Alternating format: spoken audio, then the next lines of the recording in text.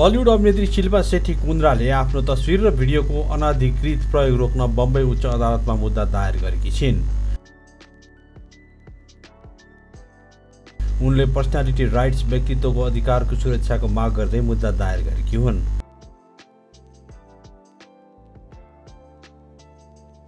भारतीय सञ्चार माध्यम हिन्दुस्तान टाइम्सका अनुसार शिल्पाले दायर गरेको मुद्दामा 27 जना चिनिएका र सयौं अपरिचित व्यक्ति तथा वेबसाइटहरूलाई विपक्षी बनाइएको छ।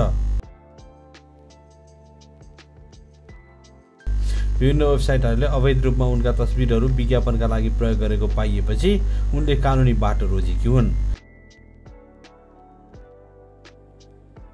शिल्पाको तर्फबाट अधिवक्ता सना रइस खानले मुद्दा दायर गरेकी हुन्। उनले कुनै पनि व्यक्ति वा संस्थालाई अनुमति बिना शिल्पाको नाम वा तस्बिर प्रयोग गरेर व्यावसायिक लाभ लिने अधिकार नभएको बताइन्।